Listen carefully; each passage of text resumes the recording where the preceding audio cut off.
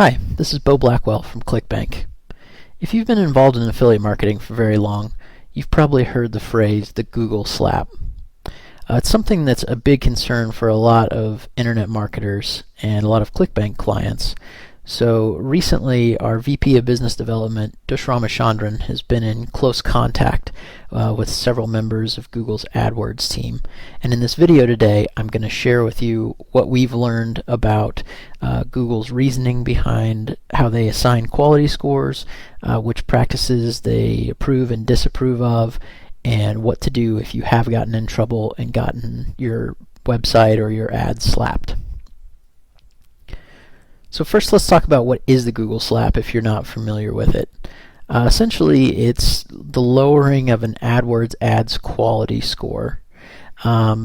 Typically either to the point where it becomes very expensive to run that advertisement for a particular keyword or key phrase, or in some cases where you're basically not allowed to run it at all.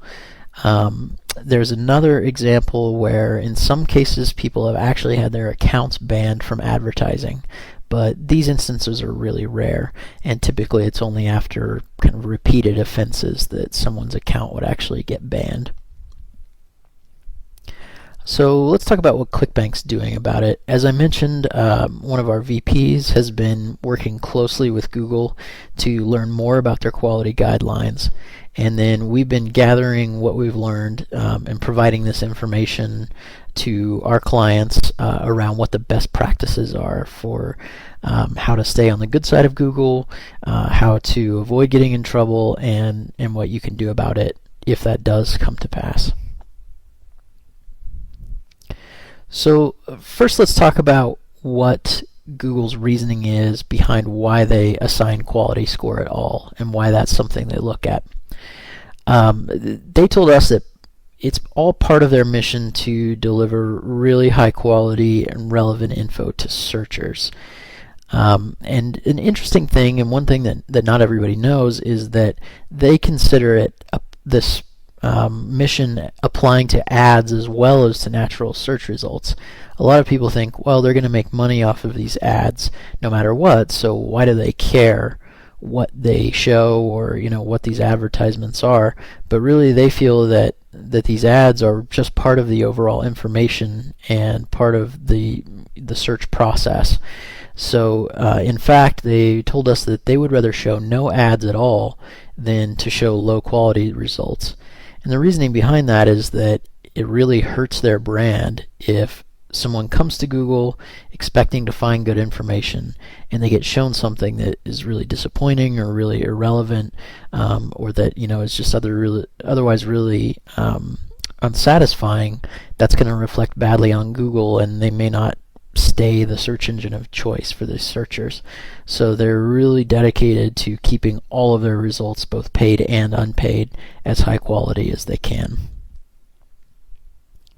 So now we'll talk about what goes into quality score and what they look at to determine the quality score, which they do on the fly every time ads are served. So there are three main factors.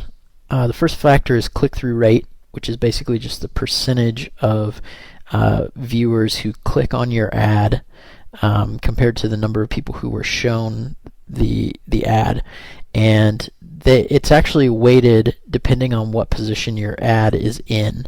So they expect that the top placed ads will get clicked on more often than lower placed ads. So it's not like they apply that same click-through rate criteria, or that they expect the click-through rate should be the same regardless of what position an ad is in. So they do weigh it and factor in for that position. The second piece is called real-time relevancy, and basically it's Google looking at any other keys in the search phrase or search terms that will give them an idea of really what that person's looking for. To give you an example, let's say someone searches for the term RAM, R-A-M. There are a lot of different things they could be looking for. For example, they could be looking for computer memory. They could be looking for information about Dodge Ram trucks. They could be looking for hunting information. or they could be looking for information about the St. Louis Rams football team.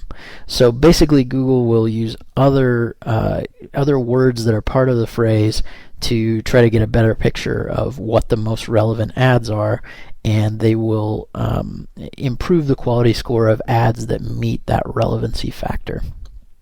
Or conversely, they'll drop the quality score if an ad doesn't match up well to that keyword phrase. And finally, the third part, and the part that typically has the most to do with the Google slap, is the landing page. So we'll talk about that next, because that's going to be really important to most of the people that are interested in learning about the Google slap. But according to Google, click-through rate is the most important factor that's weighed into the quality score.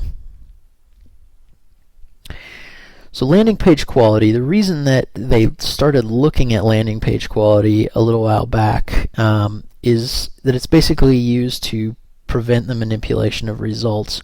In the past, before they looked at it, there would be people who would write ads that would sound as if they would be very relevant to the search results or to the search phrase, but then when the visitor actually arrived at the page itself, it wasn't relevant at all. And that was really disappointing for users, and it led to sort of a decline in the level of quality. So looking at the actual quality all the way down to the landing page means that the results are unique and they're relevant to the searcher. So here's the big question that everybody wants to know, is what leads to low landing page quality score? There are a number of factors, and these are some general guidelines that we got from Google, although they're not necessarily everything they look at. These are just some of the things that they shared for us as examples of what they look for, and we'll get into some specifics on some of these on the next slide. The first one is just generally irrelevant results. If there's a search that's performed, but then the ad that links to a landing page, if that landing page doesn't actually end up having anything to do with that search phrase, that's going to get dinged on quality score, absolutely. The next is attempts to gather leads or serve ads while providing little or no information or real value to the searcher, and we'll get into that on the next slide. Annoying page elements, we'll also get into some specifics on that. This next one, sites that distribute malware either knowingly or unknowingly. Now that one is important because there are a lot of cases where people's sites may get hacked. An example I can think of is in the past, WordPress-based sites have been hacked from time to time based on vulnerabilities if people don't keep their WordPress updated, and code can actually be inserted on the site by hackers that will then distribute malware or viruses or point people to websites that do those things. So just to protect its searchers, Google looks for those things and will lower the quality score or ban sites that are distributing malware, even if the actual site owner isn't aware that it's going on. And in those cases, you have to fix your site and make sure that you've removed all the bad stuff before you resubmit it. And then finally, affiliate sites that don't comply with Google's affiliate guidelines. And I'll